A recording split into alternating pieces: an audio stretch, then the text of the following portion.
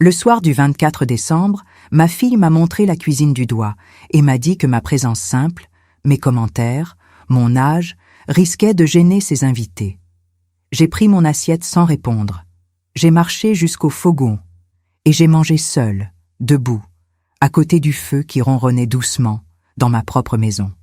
La maison que Léopold et moi avons achetée après 28 ans de travail acharné dans notre petite officine de Molduras, rue des Tanneurs.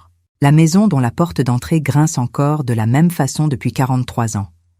Et sur la table de la salle à manger, à travers la fresta de la porte, je voyais les bougies allumées, les verres de cristal, la nappe blanche que ma mère m'avait offerte pour mon mariage. Des étrangers buvaient du vin autour de cette table, et ma chaise était vide. Je m'appelle Anselmine Fournier, j'ai 80 ans, et cette nuit-là j'ai compris quelque chose que je n'aurais jamais voulu comprendre sur ma propre fille. Mais laissez-moi reprendre depuis le début, parce que ce qui s'est passé à minuit, quand la sonnette a retenti et qu'un homme est entré avec une serviette noire contenant le contrat qui prouvait que cette maison n'avait jamais été au nom de Noémie, eh bien, cela n'est pas arrivé par hasard. Cela a pris des années à arriver. Et moi, j'ai mis trop de temps à ouvrir les yeux. Avant de continuer, j'ai besoin de vous demander quelque chose. Si vous écoutez cette histoire depuis votre salon, depuis votre lit, depuis votre cuisine ce soir, dites-moi dans les commentaires d'où vous regardez.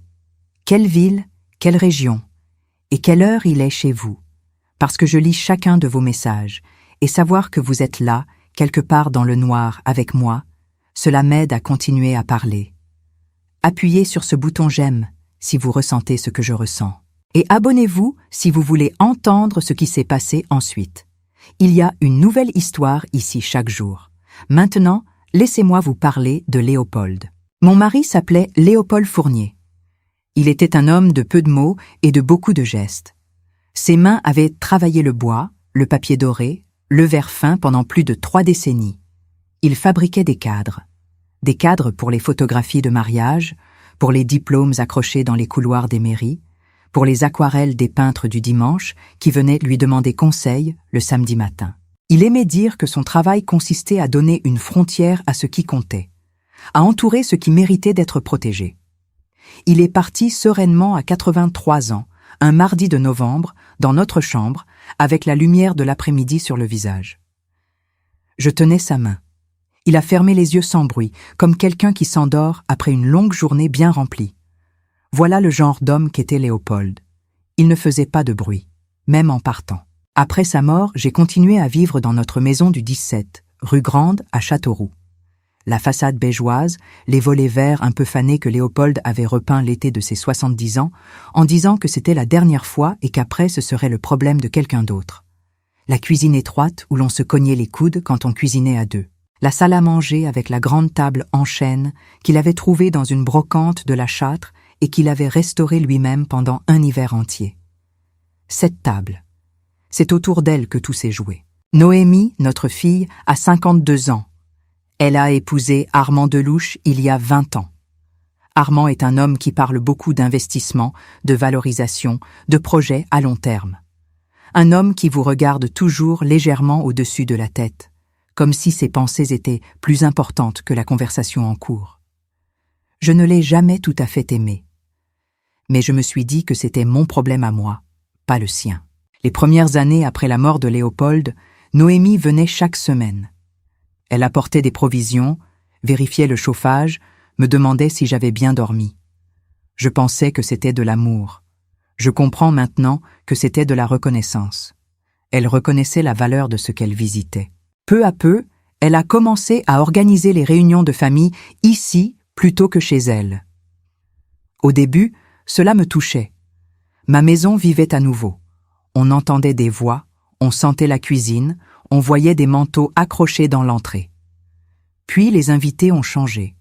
Au lieu de la famille, il y avait des collègues d'Armand, des relations d'affaires, des gens que je ne connaissais pas. Et Noémie avait commencé à parler de la maison d'une façon qui me mettait mal à l'aise. Elle disait la tradition de la famille Delouche. Elle disait notre maison de famille comme si Léopold et moi n'avions jamais existé. Comme si le nom Fournier avait été effacé des murs avec le temps. Ce Noël-là, elle avait invité 8 personnes, des associés d'Armand, leurs épouses, un couple qu'elle appelait de vieux amis, mais que je n'avais jamais vu de ma vie. Elle avait décoré la table elle-même, sans me demander ce que je voulais. Elle avait utilisé les bougies de Léopold, les bougeoirs en laiton qu'il avait reçus de son père. Elle avait mis de la musique, quelque chose de moderne et de discret, pas les chansons de Noël que nous écoutions avant. Tout était beau, tout était faux. Quand j'ai voulu m'asseoir à ma place habituelle, la place que j'occupe depuis 40 ans, Noémie s'est approchée de moi doucement, avec ce sourire qu'elle a quand elle veut obtenir quelque chose sans que cela ressemble à une demande. Elle m'a pris le bras et m'a dit, à voix basse, que ce soir c'était un dîner professionnel, que ses invités ne me connaissaient pas, que mes interventions risquaient de créer des maladresses. Elle m'a dit que la cuisine était bien chaude, que j'y serais à mon aise, que je pourrais manger tranquillement. Elle m'a dit cela avec des mots doux, mais ce qu'elle disait, dans le fond, c'était « disparaît ». J'ai 60 ans de silence derrière moi.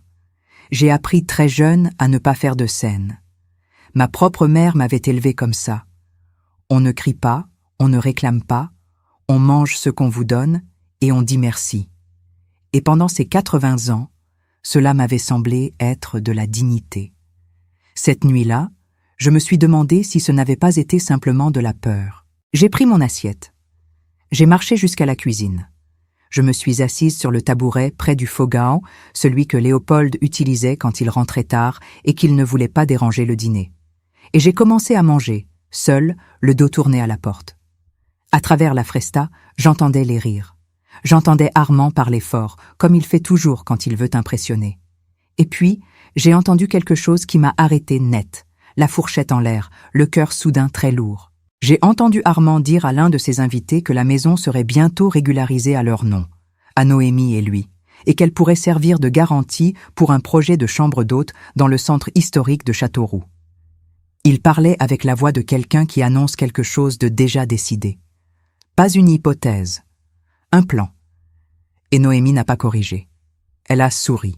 Je suis restée immobile sur ce tabouret pendant ce qui m'a semblé être très longtemps. Mes mains ne tremblaient pas. Mon cœur battait vite, mais régulièrement. Et dans ma tête, quelque chose de très calme s'est mis en place, comme les pièces d'une serrure que l'on aligne avant d'ouvrir une porte. Cette maison n'était pas au nom de Noémie. Elle ne l'avait jamais été. Elle était au nom d'Anselmine Fournier, veuve Fournier, propriétaire unique depuis la mort de Léopold, inscrite dans tous les registres de la commune, dans tous les actes notariaux, dans toutes les archives du cadastre de l'Indre. Et j'avais passé les 3 derniers mois à travailler en silence avec maître Juliette Pardon, notre notaire, sur quelque chose que Noémie ne savait pas. Quelque chose que j'avais décidé de faire non pas par vengeance, mais parce que je savais, depuis plus longtemps que je ne voulais l'admettre, que cette nuit finirait par arriver. J'ai posé mon assiette sur le plan de travail. J'ai pris le téléphone fixe de la cuisine, celui que Léopold avait installé en 1987 et que je n'avais jamais voulu changer. Et j'ai composé le numéro de Maître Pardon. Elle avait accepté d'être joignable ce soir-là.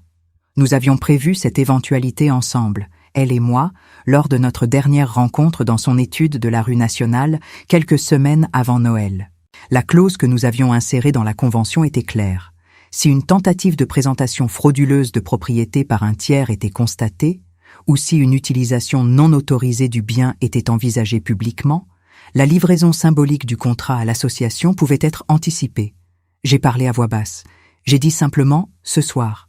Elle a dit « je préviens Sylvain ». Sylvain Cormier était le consultant contractuel que Maître Pardon avait mandaté pour la livraison des documents. Il avait 49 ans, une façon sobre de s'habiller et une serviette noire qu'il portait toujours avec les 2 mains, comme s'il transportait quelque chose de précieux. Je ne le connaissais pas vraiment. Mais j'avais confiance en Maître Pardon. Et Maître Pardon avait confiance en lui. J'ai raccroché. J'ai repris mon assiette.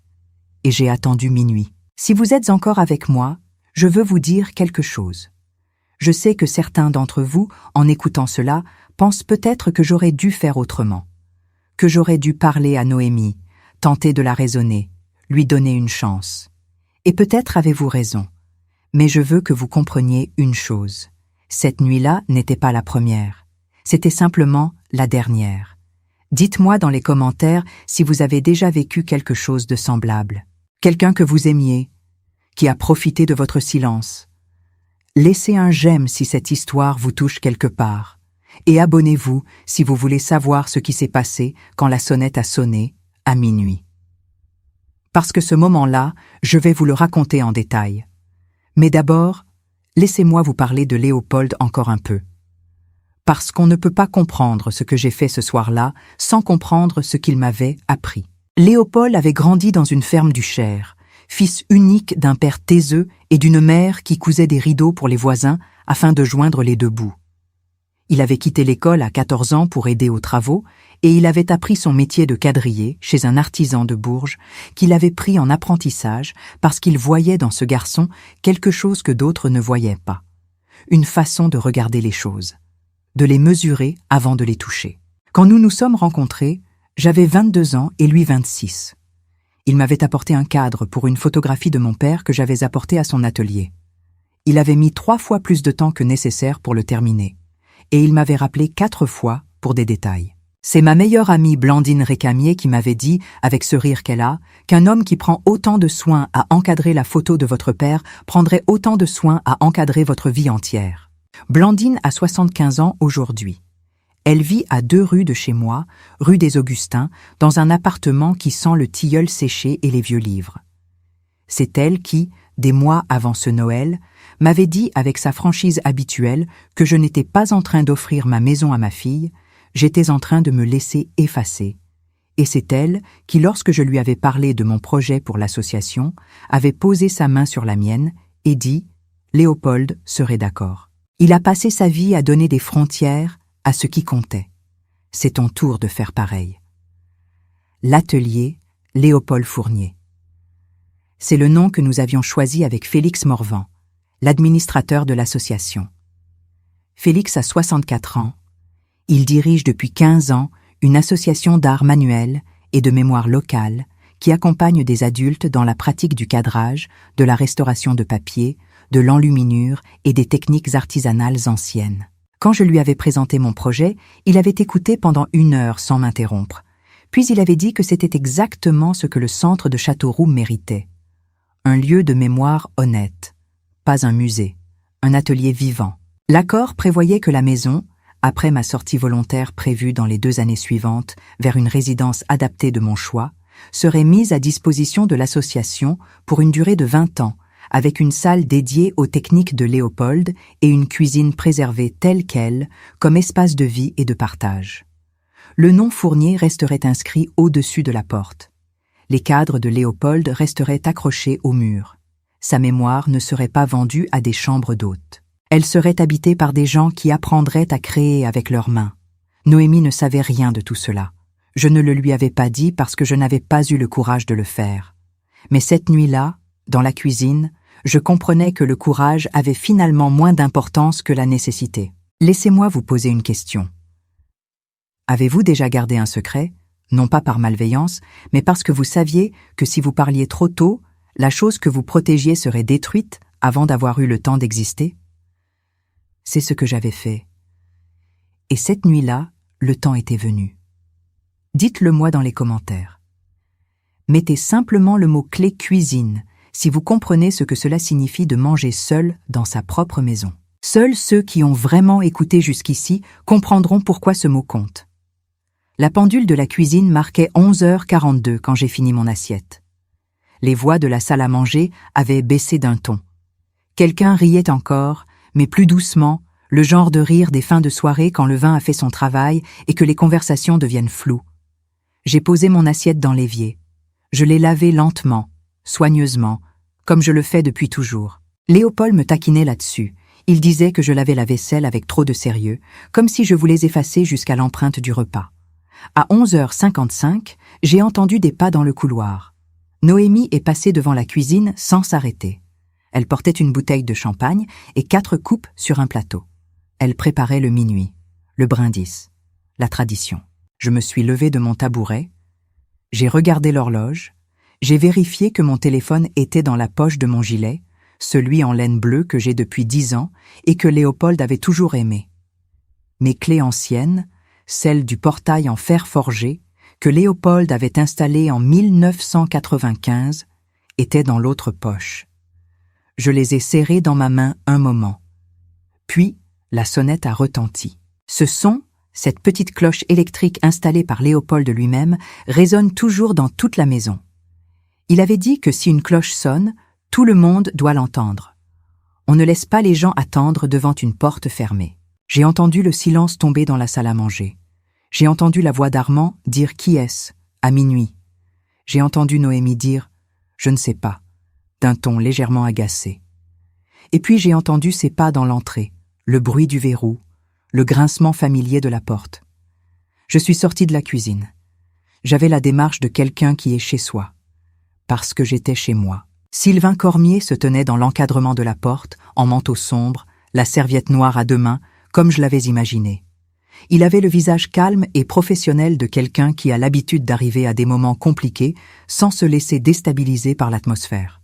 Il a regardé Noémie, puis il a regardé derrière elle et son regard s'est posé sur moi. Il a dit « Bonsoir, je cherche Madame Anselmine Fournier. » Et moi, de derrière l'épaule de ma fille, j'ai répondu « C'est moi. » Le visage de Noémie s'est figé.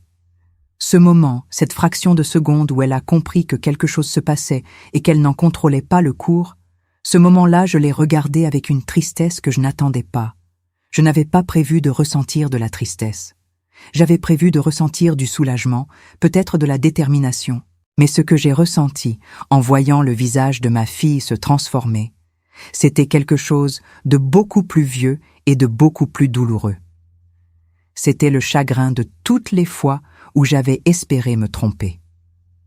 Sylvain a demandé s'il pouvait entrer. Je lui ai dit oui. Il a franchi le seuil et il s'est dirigé vers la salle à manger, là où les invités d'Armand tenaient encore leur coupe de champagne, attendant un brindis qui n'aurait pas lieu cette nuit. Voilà où en est notre histoire pour l'instant. Et je sais que certains d'entre vous ont le cœur serré. C'est normal. Moi aussi je l'ai eu serré ce soir-là. Mais avant de continuer, je veux vous demander encore une fois de vous abonner à cette chaîne si vous ne l'avez pas encore fait. Il y a une nouvelle histoire ici chaque jour. Et peut-être que celle de demain sera celle dont quelqu'un que vous aimez a besoin. Dites-moi d'où vous regardez ce soir. Quelle ville, quelle heure. Je lis tous les commentaires. Et si cette histoire vous touche quelque part dans la poitrine, laissez un j'aime. Cela m'aide à continuer. Sylvain Cormier a posé sa serviette noire sur la table de la salle à manger avec le soin particulier de quelqu'un qui sait ce qu'il transporte. 8 personnes le regardaient. Armand était debout, une coupe encore à la main, avec cette expression de quelqu'un qui calcule rapidement combien de temps il lui faut pour reprendre le contrôle d'une situation qui lui échappe. Noémie était restée dans l'entrée un moment, puis elle avait suivi, lentement, comme quelqu'un qui marche vers quelque chose qu'il redoute mais ne peut pas éviter. Je me suis assise à ma place habituelle, celle que j'avais cédée ce soir sans proteste. La chaise en chêne avec le coussin usé que Léopold m'avait cousé lui-même avec un tissu acheté au marché de Bourges.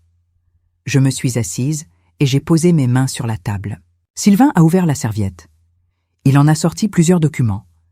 Des pages imprimées, agrafées, avec les cachets de l'étude de Maître Pardon visibles sur la première page. Il les a disposées devant lui avec méthode, sans hâte, sans théâtralité.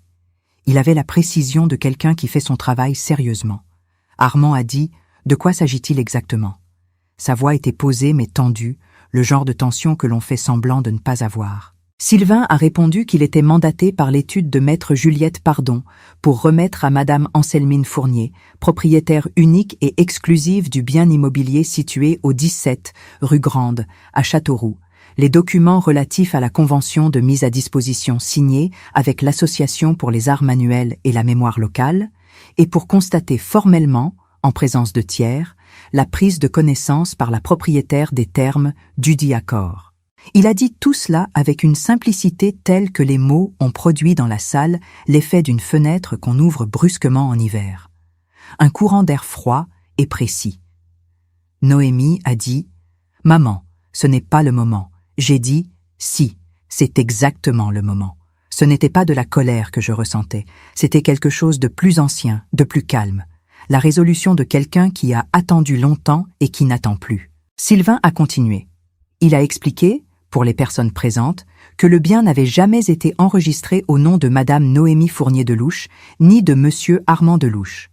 que l'accord d'occupation familiale signé entre Madame Anselmine Fournier et sa fille, 2 ans auparavant, était une convention d'usage temporaire et gracieux, révocable à la discrétion de la propriétaire. Que cet accord ne constituait en aucun cas un transfert de propriété, ni une promesse de vente ou de donation. Il a sorti l'acte de propriété original. Il l'a posé au centre de la table. Le nom inscrit en haut, en lettres noires, sur papier officiel, était le mien. Anselmine Fournier, née Beaumont, veuve de Léopold André Fournier. L'un des invités d'Armand, un homme de grande taille avec une veste grise, a baissé les yeux vers le document et les a relevés vers Armand avec une expression que je n'ai pas pu tout à fait déchiffrer. Peut-être de la gêne. Peut-être de la compréhension soudaine de ce dans quoi il avait été invité à participer ce soir. Armand a posé sa coupe. Il a dit que c'était une décision précipitée, que nous aurions pu en discuter en famille, qu'il n'avait jamais eu l'intention de nuire à qui que ce soit, qu'il s'agissait simplement d'un projet de valorisation du patrimoine familial qui aurait bénéficié à tous.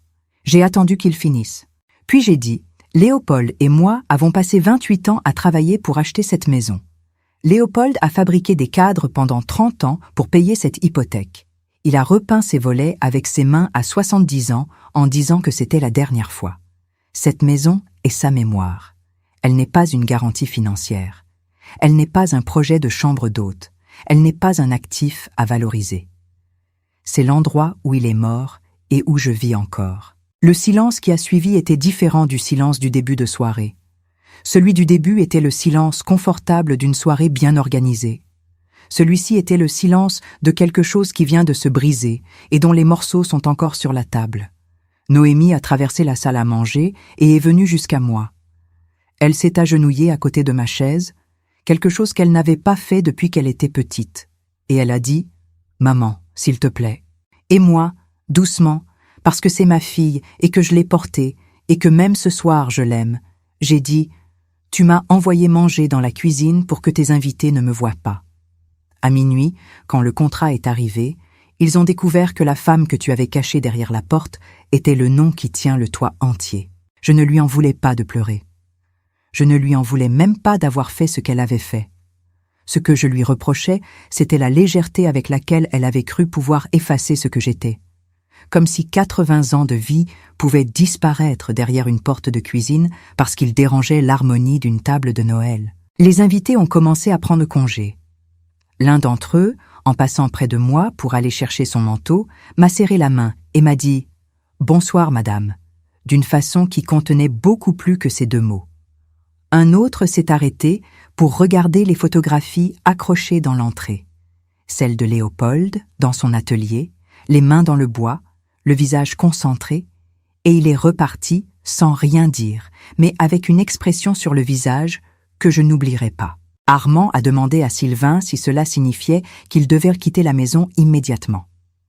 Sylvain a répondu que non, que la convention prévoyait un préavis raisonnable pour le retrait des effets personnels, et qu'il appartiendra à Madame Fournier de fixer ce délai selon sa convenance. Il a regardé vers moi. J'ai dit « 3 mois. Cela vous laissera le temps de vous organiser dignement. » Armand a hoché la tête. Il n'a plus rien dit. Noémie non plus pour un moment. C'est dans le bureau de Léopold, cette petite pièce où il gardait ses molduras et ses reçus, que nous nous sommes retrouvés tous les deux un peu plus tard, Noémie et moi, après le départ de tout le monde. Les étagères en bois clair étaient encore là, avec les outils rangés par taille, les bobines de fil doré, les morceaux de papier marbré soigneusement empilés. L'odeur de colle et de vernis que Léopold avait emporté dans le bois, même des murs. Noémie m'a dit que j'avais exagéré, que la Senat n'était pas le moment pour ces choses, que la maison aurait toujours été la maison de la famille, que jamais elle n'aurait voulu lui faire du mal. Je l'ai regardé longtemps avant de répondre. J'ai dit « Famille, c'est un mot que tu utilises quand tu en as besoin. » Ce soir, la famille c'était tes invités, tes bougeoirs en laiton, ta nappe blanche. Pas la vieille femme dans la cuisine. La famille ne met pas sa mère derrière une porte parce qu'elle fait désordre. Elle a pleuré, vraiment pleuré, de ces pleurs qui viennent de plus loin que la honte, qui viennent de l'enfance, de toutes les fois où l'on aurait voulu être quelqu'un d'autre dans une vie qui nous semblait trop simple. Je la comprenais. Mais comprendre n'était pas pardonner. pas encore. Maître Pardon était joignable en appel vidéo depuis son domicile, comme convenu. Son visage est apparu sur l'écran du téléphone que Sylvain tenait, calme, précis, avec la bienveillance de quelqu'un qui a l'habitude de traverser les moments difficiles avec les gens et non à leur place. Elle a confirmé les termes du contrat, répondu aux questions d'Armand sur les recours possibles, et conclu en disant que la décision de Madame Fournier était légalement irréprochable, librement consentie, et que toute tentative de la contester nécessiterait de prouver une incapacité de discernement qui n'existait manifestement pas. Il y avait quelque chose de presque doux dans la façon dont Maître Pardon avait dit cela. Pas de victoire, pas de condescendance. Juste la réalité, posée là comme un objet solide sur lequel tout le monde pouvait s'appuyer. Félix Morvan n'était pas présent physiquement ce soir-là. Nous avions décidé ensemble que sa présence n'était pas nécessaire pour cette nuit, que ce moment appartenait à la famille et non encore à l'association. Mais son nom était dans les documents. Son projet était dans les documents. Et sa vision de ce que cette maison pourrait devenir était déjà quelque chose que je portais avec moi comme une promesse. Je veux m'arrêter ici un instant pour vous poser une question. Si vous avez continué à écouter jusqu'à ce point de l'histoire, je veux que vous sachiez que cela compte pour moi. Cette vieille femme dans sa cuisine, avec son téléphone à fil et ses clés dans la poche, elle a besoin de savoir que des gens l'écoutent. Alors dites-moi, dans les commentaires, est-ce que vous avez dans votre famille quelqu'un comme Noémie ou quelqu'un comme Léopold? Ou peut-être quelqu'un comme cette vieille mère qui mange seule mais qui ne perd pas ses clés? Laissez un j'aime si vous êtes encore là. Abonnez-vous pour entendre la suite demain. Et partagez cet épisode avec quelqu'un qui a besoin de l'entendre ce soir. La nuit de Noël s'est terminée sans brindilles. Les bougies sur la table de Léopold ont brûlé jusqu'au bout pendant que Noémie et Armand rassemblaient leurs affaires du salon. J'ai soufflé la dernière bougie moi-même, comme je le fais depuis 40 ans. Léopold disait qu'on ne laisse jamais une bougie brûler seule dans le noir. On attend qu'elle ait fini son travail et on lui dit bonne nuit. J'ai dit bonne nuit à la flamme. Et j'ai fermé la salle à manger derrière moi. Dans les mois qui ont suivi, la maison a changé lentement. Noémie et Armand ont retiré leurs effets dans le délai convenu, avec une dignité que je leur ai reconnue. Armand ne m'a plus adressé la parole, ce que j'ai accepté sans commentaire. Noémie m'a appelé une fois, 2 semaines après, pour me dire qu'elle ne comprenait pas encore, mais qu'elle écoutait. Je lui ai dit que c'était suffisant pour l'instant. Félix Morvan est venu visiter la maison en février. Il est arrivé avec un carnet de notes et une façon de regarder les espaces qui me rappelait un peu Léopold. Il a passé 2 heures à mesurer, à noter, à poser des questions sur la lumière à différentes heures de la journée, sur l'acoustique de la salle à manger, sur la capacité de la cuisine à accueillir du matériel pédagogique sans perdre son âme. Il a dit que la cuisine, surtout, devait rester intacte, pas comme symbole de punition, comme mémoire de repas honnêtes. J'ai aimé cette formulation. Repas honnêtes. C'est exactement ce que Léopold aurait dit. Les cadres ont commencé à être inventoriés, catalogués, photographiés. Certains avaient été faits pour des clients il y a 40 ans. D'autres étaient des expériences personnelles, des pièces que Léopold avait fabriquées pour lui-même, pour le plaisir de la matière, sans aucun client en tête. Ces pièces-là, les plus personnelles, seraient exposées dans la salle principale de l'atelier. Autour d'elles, les gens apprendraient à couper, à mesurer, à coller, à assembler, à donner des frontières à ce qui compte. Comme il l'avait dit lui-même un jour. Blandine est venue prendre le thé un jeudi de mars. Nous étions assises dans la cuisine, sur les 2 tabourets, avec nos tasses et une tarte aux poires que j'avais faite le matin même. Elle regardait autour d'elle avec ses yeux d'amie qui connaît tous les recoins d'une maison. Et elle m'a dit « Tu as bien fait, même si c'était douloureux. Même si ce n'est pas encore terminé. » Ce n'était pas encore terminé. Elle avait raison. Parce que Noémie est revenue. En décembre suivant. Seule. Sans Armand. Sans invité. Elle a frappé à la porte un soir où il faisait froid et où l'atelier était fermé pour les fêtes. Elle portait une toala simple, pas la belle nappe blanche de mariage, juste une toile de coton avec un motif brodé au coin.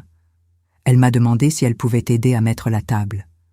Je l'ai regardée un long moment, puis j'ai dit « Entre !» Mais dans cette maison, personne ne mange plus caché.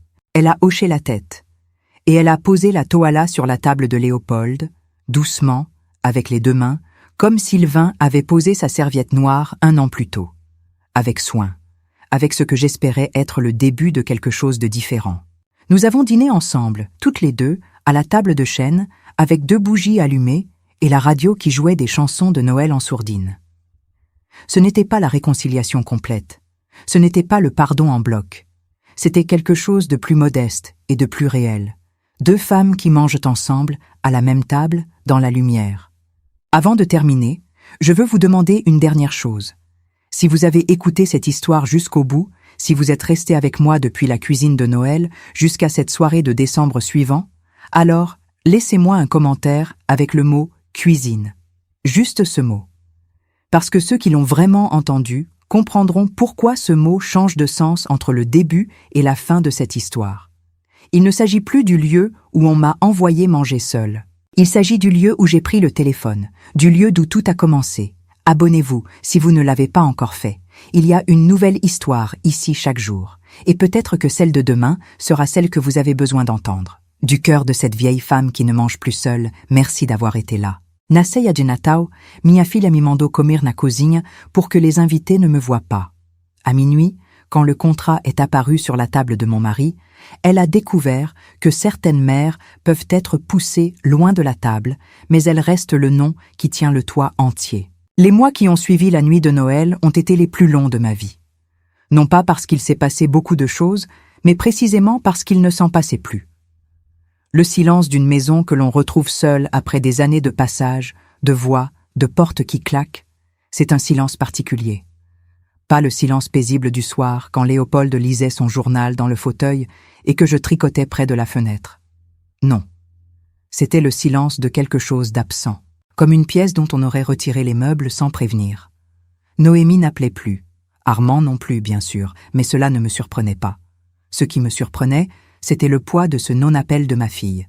Chaque matin, je regardais le téléphone à fil dans la cuisine, celui de 1987, et je pensais, peut-être aujourd'hui. Puis le soir arrivait, et le téléphone n'avait pas sonné, et je me préparais mon dîner seul, et je mangeais à la table de Léopold avec un livre ouvert à côté de moi pour ne pas avoir l'impression d'être tout à fait seul. Ce n'est pas que je regrettais ce que j'avais fait. Je ne le regrettais pas. Mais regretter et souffrir sont 2 choses différentes. Et je souffrais. Blandine venait 2 fois par semaine, le mardi et le vendredi. Elle apportait toujours quelque chose, une tarte, un journal, un livre qu'elle avait lu et qui lui avait semblé fait pour moi. Elle ne me demandait pas si j'allais bien, parce qu'elle savait déjà la réponse. Elle s'asseyait, elle parlait de ses propres journées, de ses voisins, de la météo, de ce qu'elle avait vu à la télévision, et cette conversation ordinaire était la chose la plus précieuse que quelqu'un pouvait m'offrir en ce moment. La normalité. La preuve que la vie continuait d'exister en dehors de la fracture. Félix Morvan passait aussi, pour les questions pratiques liées à l'atelier.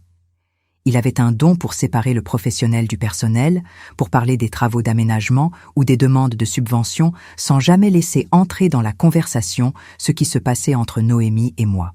Mais un matin de janvier, alors que nous étions dans le bureau de Léopold à inventorier les derniers outils, il a dit, sans lever les yeux de son carnet, « Vous savez, ce que vous avez fait, beaucoup de gens dans votre situation ne l'auraient pas fait, ils auraient attendu. Espérez que les choses s'arrangent d'elles-mêmes. » Il a tourné une page. J'ai connu des familles où la maison a été vendue 6 mois après le décès du parent sans que personne ait jamais rien dit. Il a levé les yeux. La différence, c'est que vous avez parlé. Je lui ai dit que parler avait un coût que je n'avais pas tout à fait mesuré à l'avance. Il a dit « oui », mais le silence aussi a un coût. Il est juste différé. J'ai pensé à cette phrase pendant des semaines. Avant de continuer, je veux vous demander quelque chose.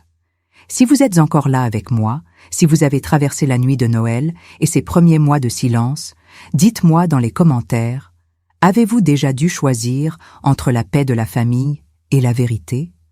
Entre garder le silence pour préserver quelque chose et parler pour préserver autre chose? C'est la question que je me posais chaque matin en regardant ce téléphone. Et je pense que certains d'entre vous la connaissent aussi. Laissez un j'aime si vous comprenez ce que je veux dire. Abonnez-vous pour continuer à m'entendre. Il y a une histoire ici chaque jour, et je vous promets que je n'en ai pas encore terminé avec celle-ci. Le mois de février a apporté quelque chose d'inattendu.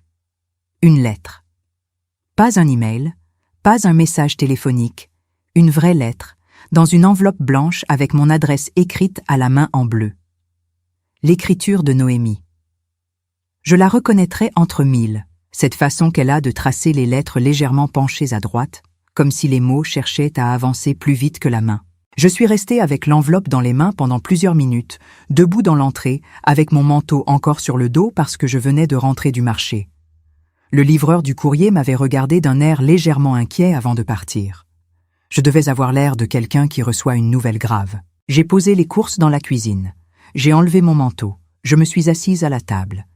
Et j'ai ouvert la lettre avec le couteau à lettres de Léopold, celui avec le manche en os qu'il avait reçu de son père et que j'utilise encore chaque matin pour le courrier. Noémie écrivait qu'elle ne comprenait pas encore tout, qu'elle avait beaucoup de colère en elle, une colère dont elle n'était pas encore sûre de savoir à qui elle s'adressait vraiment. qu'Armand et elle traversaient une période difficile et qu'elle n'était pas en état de parler de la maison pour l'instant, mais qu'elle voulait que je sache qu'elle pensait à moi. Et qu'une partie d'elle, la partie qui se souvenait des Noëls d'enfance avec papa et les molduras et les chansons sur la radio, cette partie-là lui manquait terriblement. J'ai lu cette lettre 3 fois, puis je l'ai pliée soigneusement et je l'ai rangée dans le tiroir de la console de l'entrée, là où je garde les choses importantes depuis toujours. Les actes de naissance, le faire-part de mariage, la dernière carte que Léopold m'avait écrite pour nos 40 ans de mariage. La lettre de Noémie est entrée dans cette collection d'objets essentiels que l'on ne montre à personne, mais que l'on sait être là. J'ai répondu 2 jours plus tard, avec ma propre écriture sur du papier blanc. Je lui ai dit que je pensais à elle aussi, que la colère était légitime, que prendre le temps était sage, et que la porte du 17, rue Grande, n'avait jamais eu de serrure qui lui soit fermée. Ce n'était pas grand-chose, mais c'était vrai. Les travaux préparatoires pour l'atelier ont commencé doucement au printemps. Félix avait constitué une petite équipe de bénévoles adultes, des gens passionnés par les arts manuels, qui venaient quelques heures par semaine pour aider à réorganiser les espaces. Ils étaient d'une discrétion admirable. Ils ne touchaient à rien sans me demander. Ils prenaient soin des objets de Léopold avec une attention qui me serrait le cœur d'une façon douce et mélancolique. L'un d'eux, un homme d'une 60aine d'années qui s'appelait Georges et qui restaurait des livres anciens depuis 30 ans, a passé une après-midi entière à examiner les outils de Léopold. Il les tournait dans ses mains, vérifiait le fil des lames, regardait les marques d'usure sur les manches. Puis il a dit, à personne en particulier mais de façon que j'entende, c'était quelqu'un qui travaillait avec conscience. On voit à quoi ressemblent les outils de quelqu'un, comment il concevait son métier. J'ai dû sortir de la pièce un moment. C'est l'une de ces choses que l'on ne comprend pas vraiment avant de les vivre. Le deuil ne s'arrête pas à une date. Il ne finit pas avec l'enterrement, ni avec l'année de veuvage, ni avec la première fois où l'on sort seul acheter du pain et où l'on ne pleure pas. Le deuil continue de se manifester dans des moments imprévisibles, des remarques anodines, un outil tenu par des mains étrangères avec respect. Et chaque fois, c'est à la fois une douleur et une confirmation. Il a existé, il a laissé des traces, il a compté. Si vous avez perdu quelqu'un que vous aimiez, vous savez de quoi je parle. Et si vous ne l'avez pas encore vécu, gardez cela quelque part en vous. Les gens que nous aimons continuent d'exister dans la façon dont leurs outils sont usés, dans l'empreinte de leurs habitudes sur les objets du quotidien. Léopold était dans chaque entaille du plan de travail de sa table de coupe, dans chaque bobine de fil rangée dans le sens qu'il avait choisi, dans chaque recoin de cette maison. Je voulais que cela reste vivant. C'est pourquoi j'avais fait ce que j'avais fait. Dites-moi dans les commentaires si vous avez vous aussi un objet qui appartient à quelqu'un que vous avez perdu, quelque chose que vous gardez parce qu'il contient une présence. Mettez-le dans les commentaires. Je lis chacun d'entre eux et ces petits témoignages m'aident à savoir que je ne suis pas seul à porter ces choses. Laissez un j'aime si vous sentez ce que je veux dire. Et abonnez-vous parce que demain j'ai une autre histoire pour vous et je pense qu'elle vous touchera tout autant. Le printemps a avancé. Les journées ont allongé. Châteauroux a repris ses couleurs de saison, les marchés du samedi sur la place Sainte-Hélène avec leurs étals de légumes et de fromages, les terrasses des cafés qui rouvraient, les promeneurs le long de l'Indre dans la lumière de 5 heures de l'après-midi. J'ai recommencé à marcher davantage. Blandine m'accompagnait parfois. D'autres fois, j'y allais seule, à mon rythme, avec la canne que j'avais fini par accepter après l'avertissement de mon médecin en janvier. Mon médecin, le docteur Marteau, m'avait dit lors de la consultation de janvier que je montrais des signes de fatigue profonde, le genre de fatigue qui n'est pas physique mais émotionnelle, et qui finit par se manifester dans le corps. Il m'avait demandé si j'avais beaucoup de stress en ce moment. J'avais regardé le plafond de son cabinet un long moment avant de répondre que j'avais traversé quelque chose de difficile, mais que c'était en voie de résolution. Il avait dit « Les choses difficiles laissent des traces, même quand elles se résolvent. Prenez soin de vous, Anselmine, pas seulement de votre maison, pas seulement de votre famille, de vous. » Je ne suis pas sûre d'avoir su faire ça, prendre soin de moi. Toute ma vie, j'avais pris soin des autres.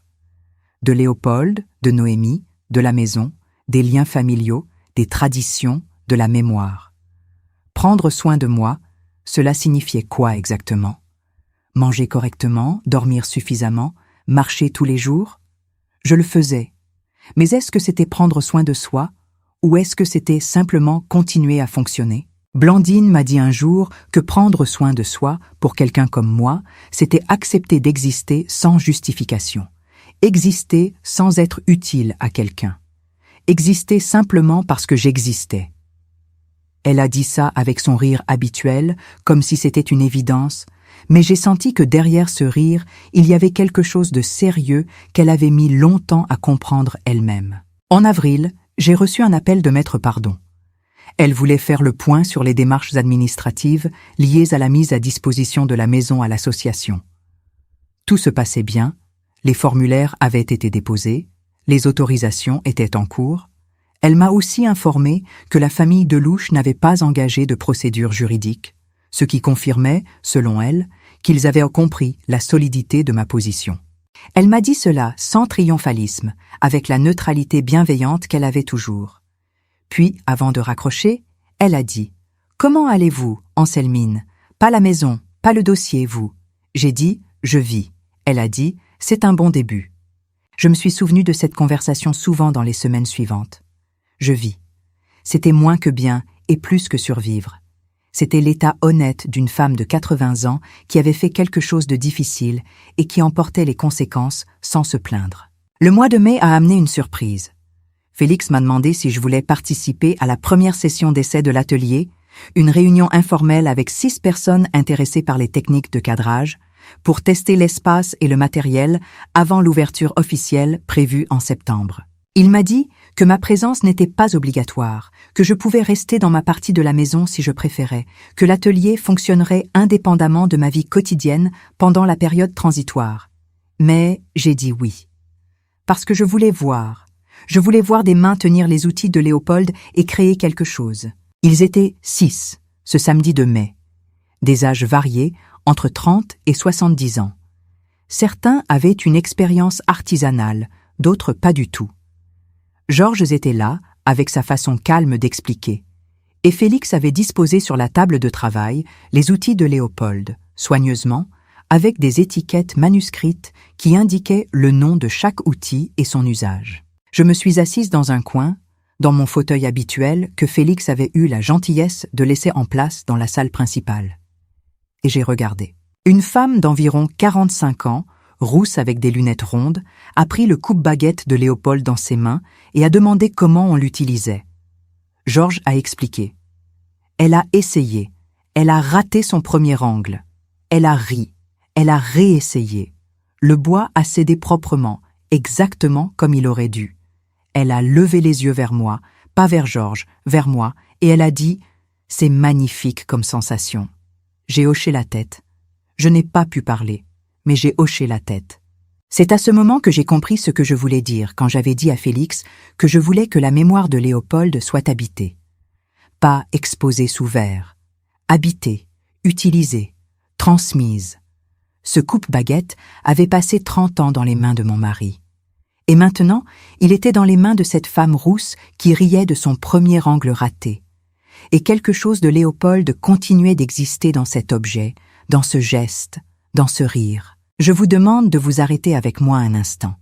Si vous regardez ou écoutez cela depuis un endroit où vous vous sentez seul, ou quelque chose que vous avez construit semble être en train de vous échapper, je veux que vous sachiez que ce que vous ressentez est réel. Et que parfois, les choses qui nous échappent nous laissent les mains libres pour tenir autre chose. Laissez un commentaire avec le mot « atelier » si vous comprenez ce que je veux dire. Abonnez-vous pour entendre la suite. Et partagez cette histoire avec quelqu'un qui en a besoin ce soir. Parce qu'il y a toujours quelqu'un qui en a besoin. L'été a été doux à Châteauroux.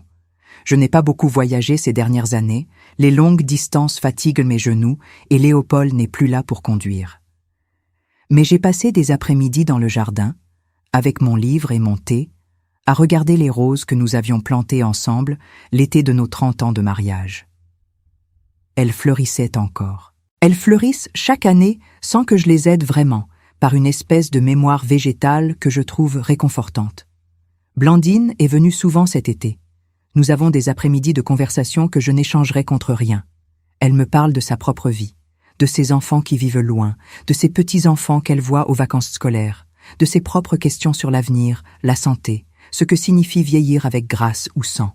Nous ne résolvons rien. Nous discutons. Et cette discussion est en elle-même quelque chose de précieux. Un après-midi de juillet, elle m'a demandé si j'avais des nouvelles de Noémie.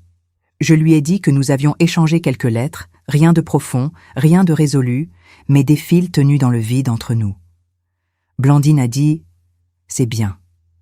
Le vide entre deux personnes qui s'aiment, c'est encore de la relation.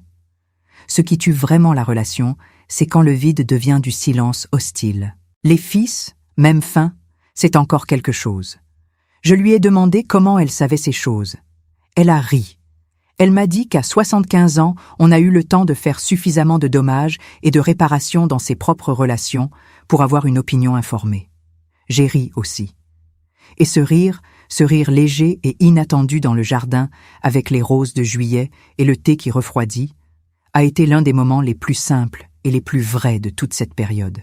En août, Armand a envoyé un message par l'intermédiaire d'un avocat pour signifier qu'ils avaient trouvé un appartement à Issoudun et que leurs effets personnels seraient retirés de la maison dans les 2 premières semaines du mois. Ce message n'était pas adressé à moi directement, mais à Maître Pardon, qui me l'a transmis. Il était laconique, professionnel, sans émotion visible. J'ai signé l'accusé de réception, et je me suis dit que c'était la façon qu'avait Armand de dire au revoir sans dire au revoir. Je pouvais vivre avec ça. Le déménagement a eu lieu un samedi matin, au début du mois d'août. J'avais décidé de ne pas être là, non pas par lâcheté, mais parce que j'avais compris que ma présence n'aurait rien simplifié et aurait peut-être rendu les choses plus douloureuses pour tout le monde, y compris moi.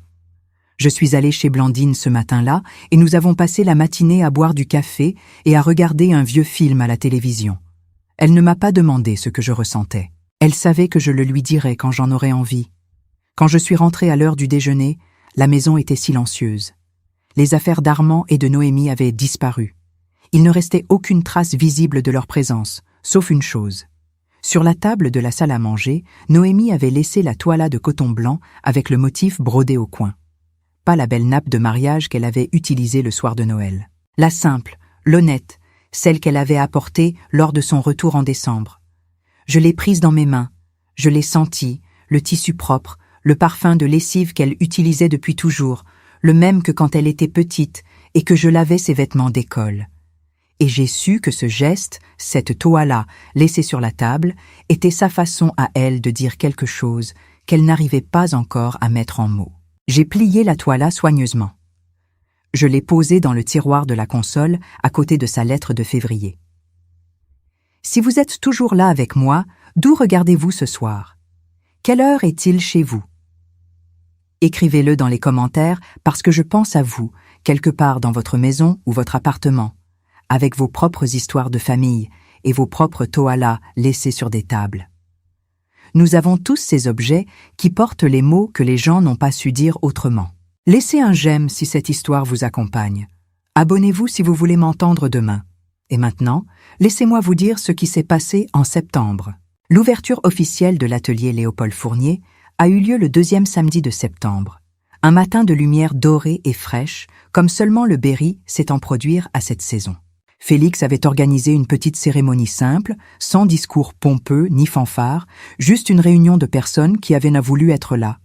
Les membres fondateurs de l'association, quelques habitants du quartier, le docteur Marteau, Blandine évidemment, Georges et les autres bénévoles, et Maître Pardon qui était venu depuis son étude de la rue Nationale avec une élégance discrète et un sourire que je ne lui avais jamais vu jusqu'alors. Je me tenais dans l'encadrement de la porte principale, celle qui avait accueilli Sylvain Cormier le soir de Noël, et je regardais ces gens entrer dans ma maison, dans notre maison. Et pour la première fois depuis très longtemps, leur présence n'avait rien d'intrusif. Elle avait quelque chose de juste, comme si l'espace cherchait ces habitants-là depuis le début. Au-dessus de la porte, Félix avait fait installer une petite plaque en laiton gravée. Atelier Léopold Fournier.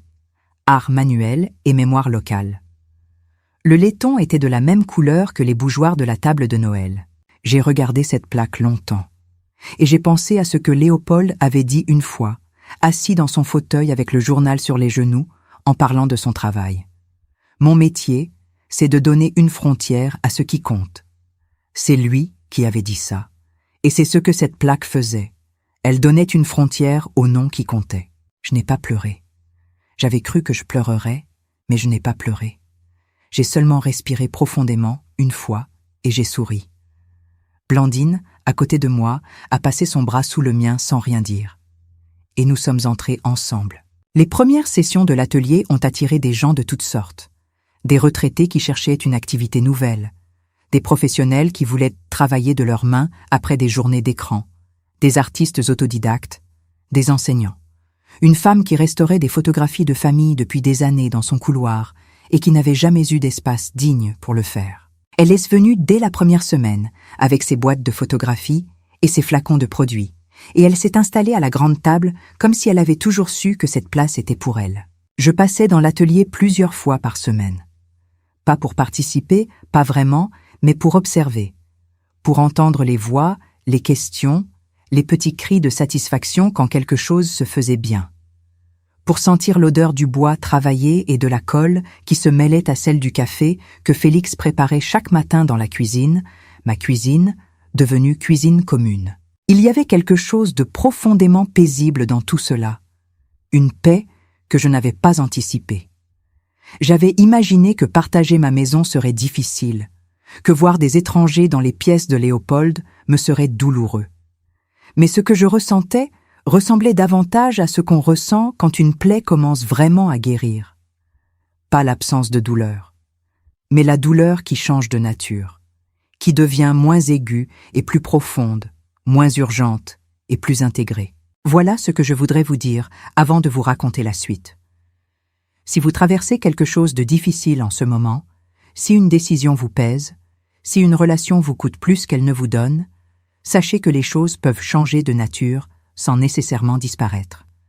La douleur ne s'efface pas toujours, mais elle peut se transformer. Elle peut devenir quelque chose que vous portez différemment, quelque chose qui fait partie de vous sans vous définir entièrement. Dites-moi dans les commentaires si vous avez vécu cette transformation. Je voudrais savoir. Laissez un j'aime si ces mots vous atteignent, et restez encore un peu avec moi parce que je n'ai pas encore tout dit. L'automne a installé ses couleurs sur les platanes de la rue Grande. Les feuilles tombaient sur les pavés avec ce bruit particulier, à la fois doux et définitif, qui est la signature sonore de l'automne en Berry. Je marchais chaque matin jusqu'à la boulangerie de la rue des Fossés pour acheter mon pain et mes 2 croissants du vendredi, et je rentrais en passant par la place du marché pour voir si les étals avaient quelque chose qui m'inspirait pour le déjeuner. C'est lors d'une de ces promenades d'octobre que j'ai croisé une femme que je n'avais pas vue depuis plusieurs années. Marie-Vonne Chabrier, une ancienne voisine de la rue Grande qui avait déménagé en Normandie après son divorce et qui était revenue à Châteauroux pour les affaires de succession de sa mère.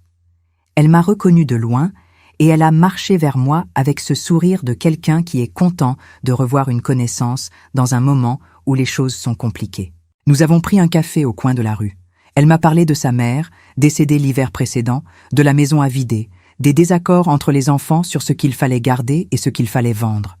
des objets que personne ne voulait, mais que tout le monde refusait d'éliminer parce qu'ils portaient des souvenirs que l'on n'arrivait pas à jeter. Des photos dont plus personne ne connaissait les visages, mais que l'on gardait quand même dans des cartons parce que les jeter aurait semblé une violence. Je l'ai écouté et j'ai pensé à ma propre maison, à la décision que j'avais prise, et j'ai réalisé quelque chose que je n'avais pas encore formulé clairement. En décidant du destin de ma maison de mon vivant, j'avais évité à Noémie exactement ce que vivait Mary-Yvonne. Je lui avais évité de devoir décider. Je lui avais évité le désaccord entre les enfants, la culpabilité des choix, le poids d'une succession non préparée. Ce que j'avais fait n'était pas seulement pour moi. C'était aussi, d'une façon qu'elle ne voyait peut-être pas encore, pour elle. Je ne lui ai pas dit ça à Mary-Yvonne. Ce n'était pas le moment. Mais je l'ai gardé avec moi, et cela m'a aidé à traverser les semaines qui ont suivi avec quelque chose de plus clair dans la poitrine. Novembre est arrivé, et avec novembre, l'anniversaire de la mort de Léopold. 4 ans cette fois. 4 ans depuis ce mardi tranquille où il avait fermé les yeux dans la lumière de l'après-midi. Je suis allée au cimetière avec des chrysanthèmes jaunes, sa couleur préférée, et je suis restée un long moment devant sa pierre. Le cimetière de Châteauroux est un endroit calme, planté de vieux arbres, avec cette atmosphère particulière des endroits où le temps semble ralenti, comme si les morts avaient communiqué leur rapport au temps aux pierres et aux arbres qui les entourent. Je lui ai parlé, pas à voix haute, mais dans ma tête, de cette façon que l'on a de continuer à parler aux personnes disparues parce que la conversation n'est pas terminée. Je lui ai dit ce qui s'était passé le soir de Noël. Je lui ai dit ce qu'était devenu l'atelier. Je lui ai dit que le coupe-baguette était entre de bonnes mains. Je lui ai dit que Noémie et moi cherchions encore notre chemin, mais que nous n'avions pas renoncé à nous trouver. Et je lui ai dit que j'allais bien, dans le sens honnête du terme, pas dans le sens poli, mais vraiment, fondamentalement, bien. J'ai eu l'impression qu'il approuvait. Peut-être que c'est simplement ce que l'on ressent quand on a besoin qu'une personne disparue approuve quelque chose. Mais j'ai eu cette impression et je l'ai gardée. Je veux vous demander quelque chose de personnel. Parlez-vous encore à quelqu'un que vous avez perdu? Dans votre tête, au cimetière, devant une photo? Est-ce que cette conversation continue pour vous aussi? Dites-le moi dans les commentaires. Pas par obligation, seulement si vous en avez envie, parce que je pense que beaucoup d'entre vous le font et n'en parlent à personne. Et il m'importe que vous sachiez que vous n'êtes pas seul à le faire. Laissez un j'aime si cette question vous touche quelque part. Abonnez-vous pour continuer à m'entendre parler de ces choses que l'on dit rarement à voix haute. Décembre est arrivé avec sa lumière particulière. Ce gris lumineux du Berry en hiver, qui n'est pas triste mais presque doux, comme une couverture posée sur le paysage. L'atelier avait fermé pour les fêtes. Félix avait organisé une dernière session le vendredi avant Noël, avec un repas partagé dans la cuisine, des plats apportés par chacun et une atmosphère de fin d'année chaleureuse et naturelle. J'avais fait une tarte aux poires et une charlotte aux pommes, les 2 recettes que Léopold aimait le plus. Elles avaient disparu en 20 minutes. La veille de Noël, j'étais seule dans la maison. Félix et l'association avaient respecté le calendrier prévu, la maison était à moi pour les fêtes, silencieuse, rangée, avec les outils de Léopold à leur place dans la salle principale, et la cuisine qui sentait encore un peu le repas de vendredi. J'avais préparé un dîner simple pour moi. Une soupe de légumes, du pain, un morceau de fromage et une part du gâteau aux noix que Blandine m'avait apporté la semaine précédente. Je me suis assise à la table, ma place habituelle, et j'ai dîné seule, mais pas solitaire. Il y a une différence, et j'avais mis du temps à la comprendre. Seul signifie sans présence physique. Solitaire signifie sans connexion. Et moi, ce soir-là, j'étais connectée à beaucoup de choses. À Léopold, dont la mémoire habitait chaque mur. À Blandine, qui m'avait appelé dans l'après-midi. À Félix et aux personnes de l'atelier. Et à la lettre de Noémie, dans le tiroir de la console, et à la toala pliée à côté. C'est à 20h30 exactement que la sonnette a retenti. Le même son que l'année précédente. La même petite cloche électrique installée par Léopold. Je me suis levée, j'ai essuyé les mains sur mon tablier, et je suis allée ouvrir la porte. Noémie était là, seule, sans Armand. Elle portait un manteau bleu marine que je ne lui connaissais pas et une écharpe rouge qui donnait à son visage une couleur que je lui avais connue enfant, dans ses jours de bonne joue et de bonne humeur. Elle tenait à 2 mains la toila de coton avec le motif brodé, la même qu'elle avait laissée en août. Elle a dit « Je n'aurais peut-être pas dû venir sans prévenir. » J'ai dit « Tu n'as pas besoin de prévenir pour venir chez ta mère. » Elle a regardé la toila dans ses mains. Puis elle m'a regardé. Et elle a dit, d'une voix qui tremblait légèrement mais qui tenait, « Est-ce que je peux aider à mettre la table ?» J'ai répondu « Entre. » Mais dans cette maison, personne ne mange plus caché. Elle a hoché la tête. Lentement, avec le mouvement de quelqu'un qui accepte une condition et la comprend vraiment. Et elle a franchi le seuil. Nous avons dressé la table ensemble. La toila de coton blanc posée par ses mains. Les 2 bougies allumées par les miennes. 2 assiettes, 2 verres, le pain que j'avais acheté le matin. C'était peu, mais c'était réel. Nous n'avons pas résolu tout ce qui s'était passé ce soir-là.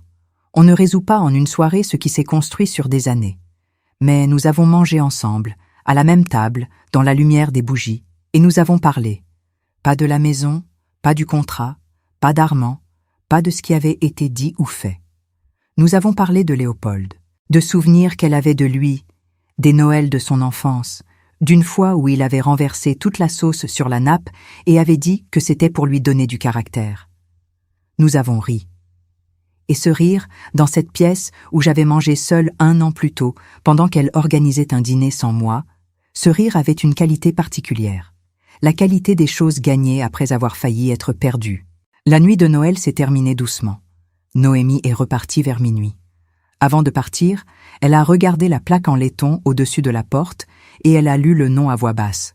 Atelier, Léopold Fournier. Elle a dit « Papa aurait été content ».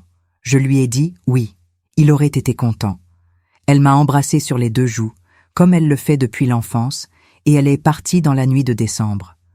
Je suis restée dans l'encadrement de la porte, à la regarder s'éloigner sous les réverbères de la rue Grande. Le froid était vif, mais pas désagréable. Les toits de Châteauroux brillaient légèrement sous un ciel sans nuages. Et dans ma poche, mes doigts trouvaient les vieilles clés de Léopold, celles du portail en fer forgé, lisses et froides et familières comme des années entières de mémoire tenues dans la main. J'ai fermé la porte. J'ai soufflé les bougies, les 2, après avoir attendu qu'elles finissent leur travail. Et j'ai dit « Bonne nuit » à la flamme. Si vous avez traversé cette histoire avec moi jusqu'ici, je veux que vous sachiez quelque chose. Les liens que nous avons avec les gens que nous aimons ne sont pas des fils droits. Ils se tordent, se tendent, parfois se cassent en apparence, et parfois ils se renoient d'une façon différente, plus honnête, plus consciente, plus choisie. Ce que Noémie et moi avons ce soir n'est pas la même chose que ce que nous avions avant. C'est peut-être mieux. Pas plus facile, mais plus vrai. Dites-moi dans les commentaires si vous avez vous aussi une relation qui s'est transformée de cette façon. Quelqu'un avec qui vous avez dû recommencer différemment. Ou quelqu'un avec qui vous aimeriez pouvoir le faire. Je vous lis. Laissez un j'aime si cette histoire vous a accompagné jusqu'ici. Abonnez-vous parce que demain il y a une nouvelle histoire et je vous promets qu'elle mérite votre temps. Partagez cet épisode avec quelqu'un qui a besoin ce soir d'entendre qu'il est possible de remettre la table autrement. Du cœur de cette vieille femme de la rue Grande, merci d'être là. Prenez soin les uns des autres, là-bas. Le printemps qui a suivi le 2e Noël a été différent de tous les autres printemps que j'avais connus dans cette maison. Pas parce que la saison elle-même était différente. Les mêmes bourgeons sur les mêmes arbres de la rue Grande, les mêmes premières hirondelles au-dessus des toits en ardoise, la même lumière de mars qui commence à changer d'angle et qui frappe les fenêtres autrement, comme si le soleil cherchait à vérifier que tout est encore à sa place après l'hiver. Mais quelque chose en moi avait changé de nature, et ce changement intérieur rendait le monde extérieur légèrement différent à regarder. Comme quand on change les verres de ses lunettes et qu'on découvre que le monde n'avait pas bougé, mais que l'on voyait mal depuis longtemps sans le savoir. J'avais 81 ans en mars. Blandine m'avait organisé un petit déjeuner d'anniversaire chez elle, rue des Augustins, avec 3 autres amis que nous connaissions depuis l'époque où nos enfants allaient à la même école primaire. Des femmes de nos âges, entre 68 et 78 ans, avec leurs propres histoires de famille, leur propre maison et leur propre façon d'avoir traversé le temps. Nous avions bu du champagne à 11 heures du matin, ce qui nous avait fait rire toutes les 5 comme si nous avions encore 30 ans. Et Blandine avait fait un gâteau au citron avec le zeste confit qu'elle était la seule à savoir faire correctement. Ce matin-là, quelqu'un m'a demandé si je me sentais différente à 81 ans qu'à 80. J'avais réfléchi sincèrement avant de répondre. Et j'avais dit « oui, je me sens plus légère. Pas moins chargée d'histoire, pas moins consciente de tout ce qui a été difficile, mais plus légère, comme si une chose que je portais depuis longtemps avait enfin trouvé sa place et que je n'avais plus besoin de la tenir à bout de bras. » Elles avaient toutes compris ce que je voulais dire. Nous sommes à un âge où l'on comprend les choses sans avoir besoin de les expliquer complètement. C'est l'un des dons discrets de vieillir entouré de femmes qui ont vécu. L'atelier fonctionnait maintenant avec une régularité qui m'étonnait encore parfois. Non pas que je n'y ai pas cru, mais il y a une différence entre croire à quelque chose en théorie et le voir exister dans la réalité quotidienne, avec ses bruits, ses odeurs, ses personnalités, ses petites frictions et ses grandes réussites.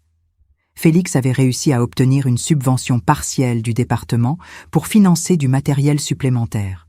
De nouvelles personnes s'inscrivaient chaque mois. La femme rousse aux lunettes rondes, celle qui avait ri de son premier angle raté, était devenue l'une des participantes les plus régulières et avait commencé à aider les débutants avec une patience que je n'aurais pas attendue de quelqu'un qui n'avait elle-même appris que quelques mois plus tôt. Georges m'avait dit un matin, en rangeant les outils après une session, que les meilleurs enseignants sont souvent ceux qui se souviennent encore de ne pas savoir.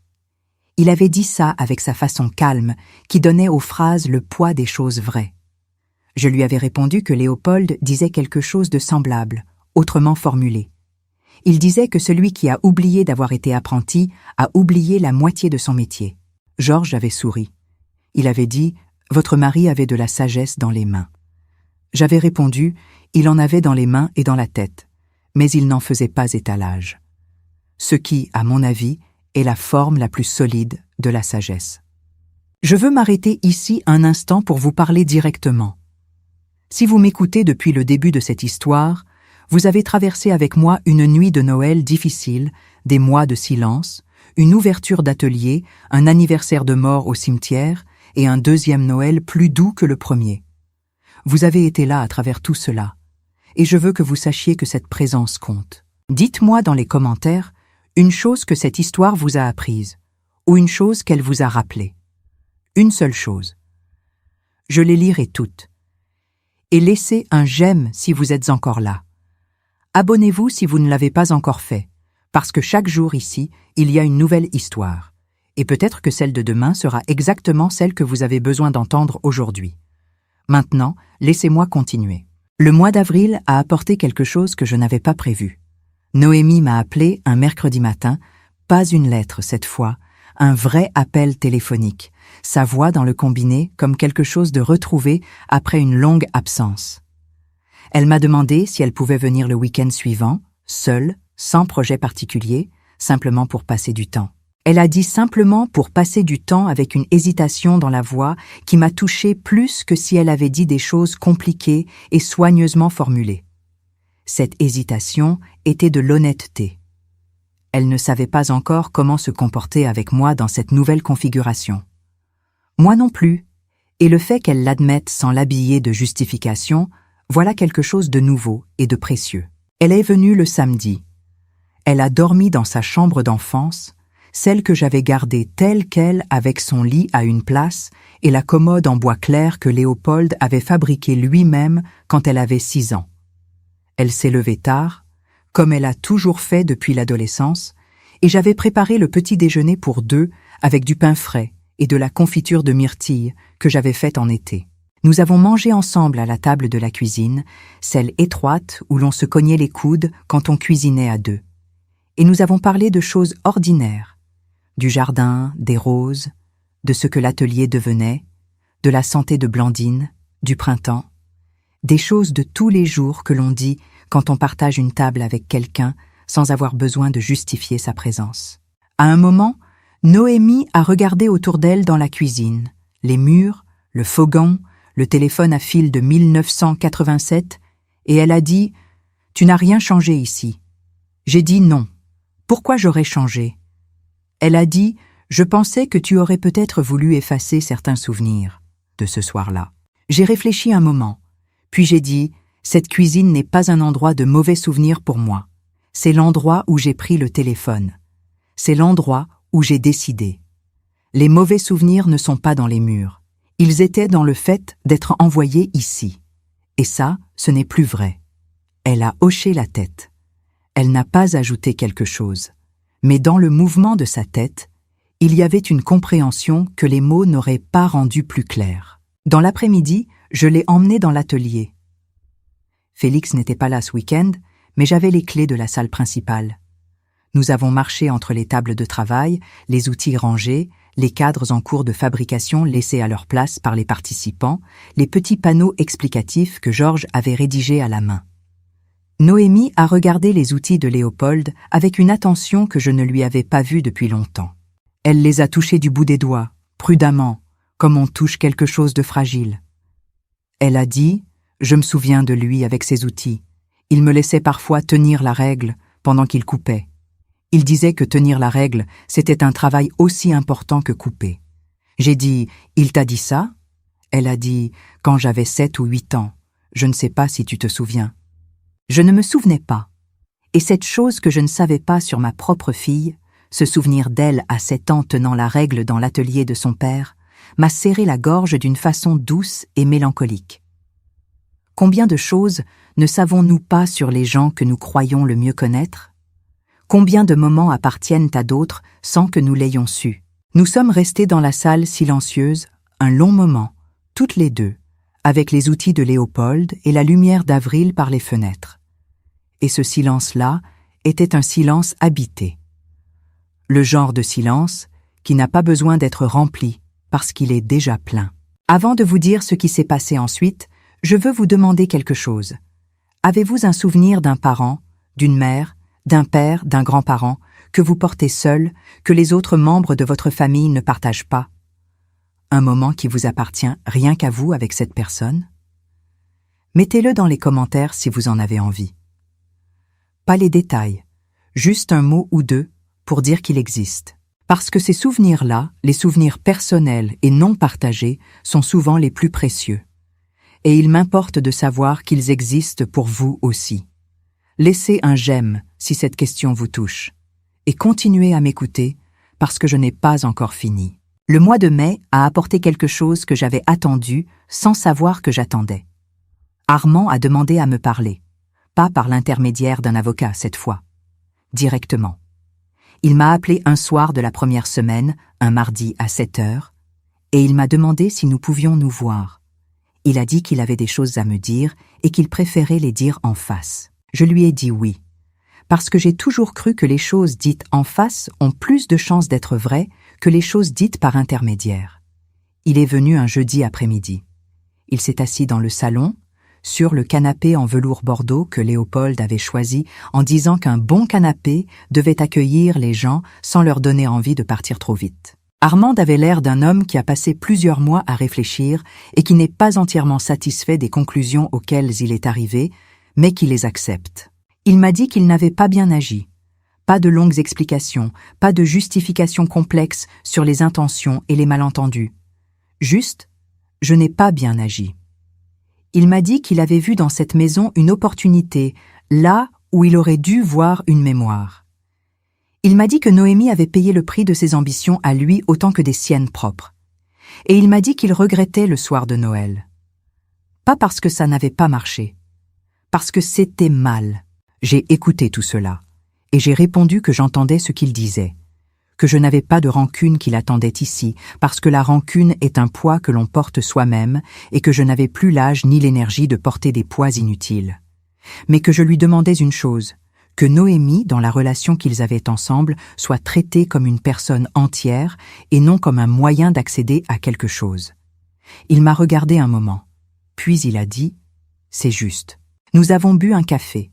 Nous avons parlé de choses neutres, de Châteauroux, du temps, du quartier.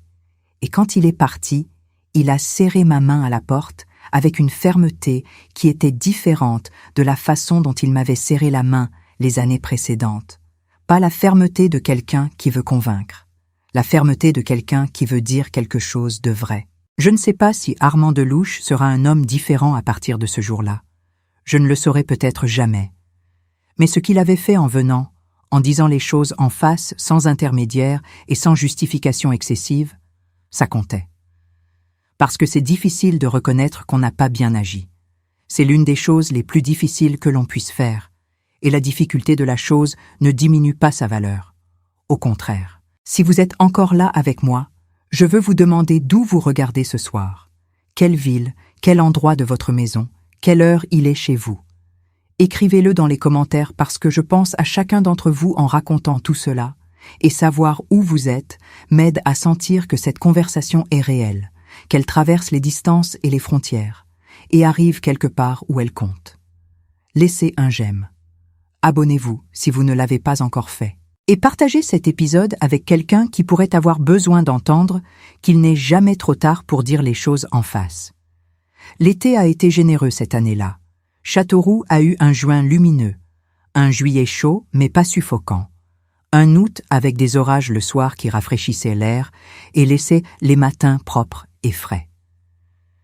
Je suis resté dans ma maison tout l'été, contrairement à certaines années où Léopold et moi allions passer une semaine en Corrèze chez ses cousins. Ces cousins-là ont vieilli eux aussi, certains sont partis et les voyages sont devenus plus compliqués. Mais l'été dans la maison de la rue Grande n'était pas un repli. C'était un choix. L'atelier avait pris ses vacances de juillet et août, mais plusieurs participants continuaient à venir individuellement pour travailler sur des projets personnels. Félix avait organisé cela de façon souple, avec un système de réservation simple qui permettait à qui le souhaitait d'utiliser les espaces pendant l'été sans que cela ressemble à une activité organisée. La maison avait donc des habitants variables selon les jours, des présences légères et silencieuses qui allaient et venaient sans déranger la tranquillité générale. J'aimais ces journées d'été avec leurs allées et venues discrètes. Je m'installais dans le jardin avec mon livre et mon thé, et parfois j'entendais à travers la fenêtre ouverte le bruit d'un outil sur le bois, la voix de quelqu'un qui fredonnait en travaillant, le rire de deux personnes qui se retrouvaient après leurs vacances respectives. Ces sons étaient devenus ma musique d'été. Mieux que la radio, plus vrai que la télévision. Blandine est venue plusieurs fois pendant l'été. Elle avait eu un petit souci de santé en juin, rien de grave mais suffisamment pour lui rappeler, comme elle disait avec son rire, que les pièces détachées ne sont plus garanties à 75 ans. Elle allait mieux en juillet et avait repris ses marches et ses visites.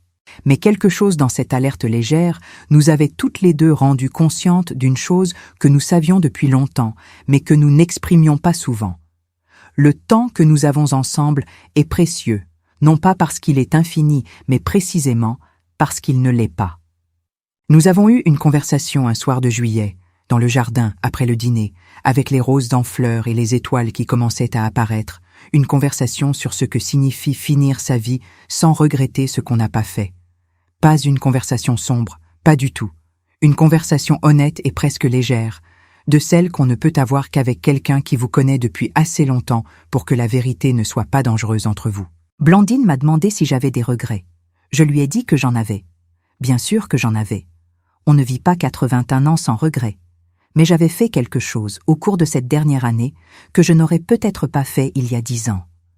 J'avais agi en accord avec ce que je savais être juste, même quand c'était douloureux, même quand les conséquences n'étaient pas encore claires, même quand j'aurais pu choisir la voie plus douce du silence et de l'acceptation. Et cette action-là, je ne la regrettais pas. Blandine a dit « Tu sais ce que j'admire le plus chez toi, Anselmine, pas que tu aies eu raison, c'est que tu aurais quand même agi si tu avais su que tu aurais tort. » Cette phrase m'a accompagnée tout l'été. En septembre, à l'occasion du premier anniversaire de l'ouverture officielle de l'atelier, Félix a organisé une petite fête. Pas quelque chose de formel, juste une réunion en fin de journée avec des gens qui avaient été présents depuis le début. Quelques bouteilles de vin local, des fromages du marché, des gâteaux faits maison par les participants. Il y avait dans la salle principale une légèreté que je n'aurais pas su prévoir un an plus tôt. Quelqu'un, l'un des membres de l'association dont je ne connaissais pas bien le nom, un homme d'une 60aine d'années, avec une façon attentive d'écouter les gens, m'a demandé comment j'avais eu l'idée de créer l'atelier. Et j'ai répondu honnêtement. J'ai dit que l'idée n'était pas venue d'un plan. Elle était venue d'une nécessité. De la nécessité de donner à la mémoire de Léopold une forme vivante plutôt qu'une forme passive. Et de la nécessité, tout aussi réelle, de ne pas laisser ce que nous avions construit ensemble être absorbé par quelque chose qui ne lui ressemblait pas. Il a dit « C'est courageux de savoir ce qu'on veut protéger et de le protéger vraiment. » J'ai dit « Ce n'est pas du courage, c'est de la clarté. Et la clarté vient souvent de ce qui nous force à voir les choses telles qu'elles sont plutôt que telles qu'on voudrait qu'elles soient. » Cette soirée d'anniversaire a eu quelque chose de particulièrement doux. Peut-être parce que c'était la preuve que l'atelier avait duré, qu'il n'avait pas été une idée fragile qui s'était brisée au premier obstacle, qu'il existait maintenant comme une réalité installée dans le paysage du quartier, dans les habitudes des gens qui y venaient, dans la vie de la rue Grande. Noémie était venue pour la soirée. Elle s'était glissée parmi les invités naturellement, avait parlé avec Félix, avec Georges, avec la femme rousse qui lui avait expliqué ce que l'on faisait dans l'atelier. Je l'avais observée de loin, ma fille parmi ces gens que je n'aurais pas connus si elle n'avait pas fait ce qu'elle avait fait le soir de Noël. Il y a dans la vie des paradoxes comme celui-là. Les choses les plus douloureuses créent parfois les espaces les plus précieux. À un moment de la soirée, elle est venue me rejoindre dans un coin de la salle. Elle a regardé la plaque en laiton, visible depuis là où nous étions, le nom de Léopold en lettres gravées. Et elle a dit, très doucement, « Je suis désolée, maman, pour tout ce que je n'ai pas vu et pour tout ce que j'ai fait parce que je ne voyais pas. » J'ai mis ma main sur la sienne. Et j'ai dit, « Moi aussi il m'a fallu du temps pour voir certaines choses. Ce n'est pas une question d'intelligence ou de bonté. C'est une question de ce que l'on est prêt à regarder en face à un moment donné. » Elle a dit, « Comment tu savais que c'était le moment ?» J'ai réfléchi. Et j'ai dit, « Parce que le coup de ne pas agir était devenu plus lourd que le coup d'agir. Et quand on en arrive là, on n'a plus vraiment le choix. » Elle a serré ma main.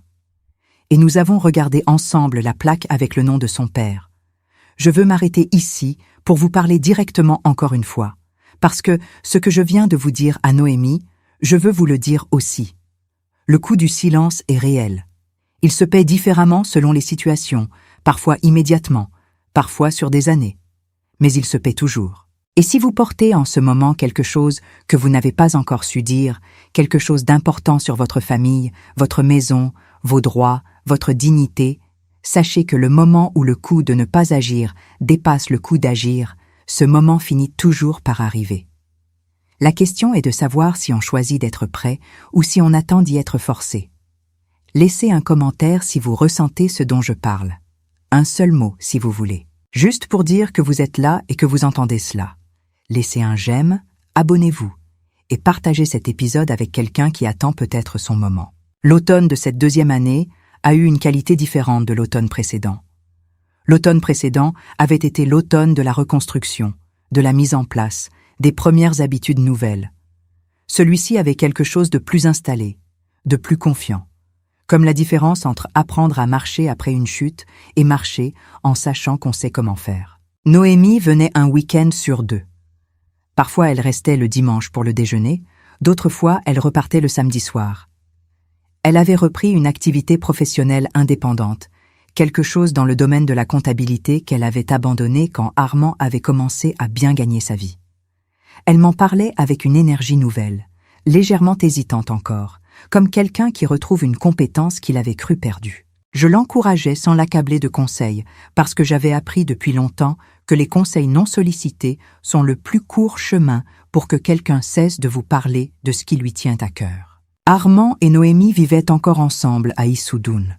Je ne sais pas avec certitude ce que leur couple traversait, Noémie n'en parlait que par fragments, et je ne posais pas de questions directes. Mais j'avais l'impression d'une relation en reconfiguration, 2 personnes qui essayaient de trouver comment coexister après que certaines illusions avaient été retirées. Ce n'était pas mon histoire à raconter, c'était la leur. Ce que je savais, et ce qui suffisait pour l'instant, c'est que Noémie allait mieux, qu'elle dormait mieux, qu'elle riait plus facilement, qu'elle avait recommencé à téléphoner à ses propres amis qu'elle avait un peu perdu de vue pendant les années Armand, Ces signes de mieux-être étaient les plus précieux que je pouvais observer. Non pas parce que son bien-être dépendait de moi ou de ce que j'avais fait, mais parce que le voir confirmait qu'elle trouvait son chemin. Le mois de novembre a amené le 5e anniversaire de la mort de Léopold. 5 ans. Le chiffre me paraissait à la fois très long et très court, comme tous les chiffres qui mesurent les absences. Je suis allée au cimetière seule le matin, avec les chrysanthèmes jaunes habituels. Puis Noémie est venue me rejoindre dans l'après-midi. Nous y sommes allés ensemble une deuxième fois, et nous avons planté quelques bulbes de narcisses au pied de la pierre, pour le printemps. C'est une chose que Noémie avait proposée elle-même, et je trouvais cette idée belle. Des bulbes que l'on plante en automne pour qu'ils fleurissent au printemps suivant. De l'espoir enterré en terre froide qui sait attendre. Décembre est arrivé pour la 3e fois depuis la nuit de Noël. Et avec lui, la question naturelle de comment organiser les fêtes. Noémie m'avait demandé, plusieurs semaines à l'avance cette fois, si elle pouvait venir pour le réveillon. Armand aussi, si cela ne me posait pas de problème. Et peut-être une amie à elle, une femme de son âge qu'elle connaissait depuis le lycée et qui passait les fêtes seule cette année. J'avais répondu que ma table était grande et que je ne voyais aucun inconvénient à ce qu'elle soit utilisée. Le soir du 24 décembre, Noémie est arrivée la première, avec des provisions et des fleurs. Armand est arrivé une demi-heure plus tard, avec 2 bouteilles de vin du Cher qu'il avait choisi lui-même chez le caviste du centre. L'amie de Noémie, une femme grande et tranquille, qui s'appelait Isabelle et qui travaillait dans une bibliothèque, est arrivée avec un livre qu'elle avait enveloppé pour moi comme cadeau, un roman qu'elle avait aimé et qu'elle pensait que j'aimerais aussi. Nous avons cuisiné ensemble dans la cuisine étroite où l'on se cognait les coudes. Noémie et moi au fogon, Armand qui épluchait les légumes en prenant plus de place que nécessaire, Isabelle qui mettait la table dans la salle à manger avec la toala de coton blanc au motif brodé que Noémie avait apporté. La même toala. Celle de la réconciliation, celle de la deuxième chance, celle qui avait commencé à signifier quelque chose de différent à chaque fois qu'elle apparaissait. Nous avons dîné tous les 4 à la table de chêne de Léopold. Les bougies étaient les mêmes bougeoirs en laiton. La musique était les vieilles chansons de Noël que j'avais remises, celles que nous écoutions avant.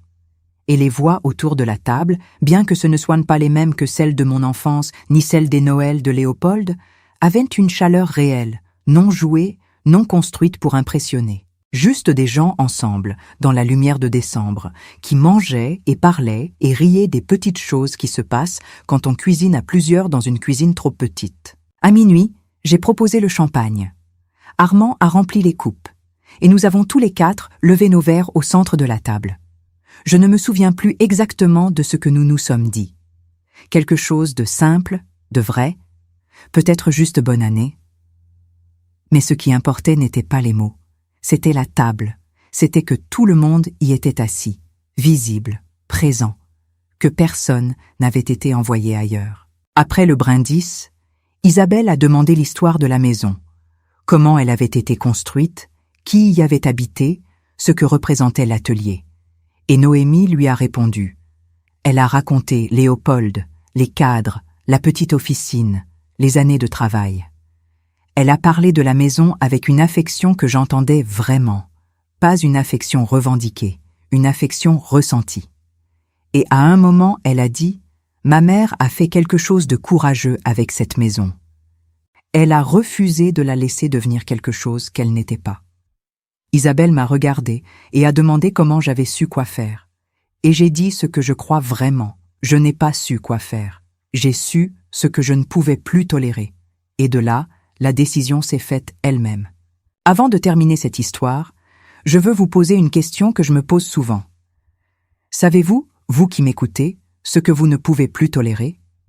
Non pas ce que vous voulez, ce que vous espérez, ce que vous planifiez, mais ce que, au fond de vous, vous savez que vous ne pouvez plus accepter.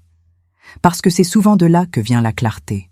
Non pas des grandes décisions prises dans l'enthousiasme, mais des lignes que l'on trace dans le calme quand on a enfin accepté de voir les choses telles qu'elles sont. Dites-moi dans les commentaires si vous connaissez votre ligne. Un mot, une phrase. Je vous lis. Laissez un j'aime si cette question vous atteint quelque part de réel. Et continuez encore un peu avec moi, parce que j'ai presque fini. et la fin est la partie qui compte le plus. Les mois suivants ont continué à ressembler à une vie qui reprend son rythme naturel après une période de perturbation. Pas une vie parfaite. Pas une vie sans tension, ni tristesse, ni moments difficiles. Mais une vie qui avance avec une cohérence interne que je n'avais pas toujours su maintenir. L'atelier a continué de croître lentement, à son propre rythme, sans forcer. De nouveaux participants, de nouvelles techniques explorées, une collaboration avec une école d'art appliquée de Châteauroux qui avait permis d'accueillir quelques étudiants pour des stages d'observation. Félix avait l'art de développer les choses sans les précipiter.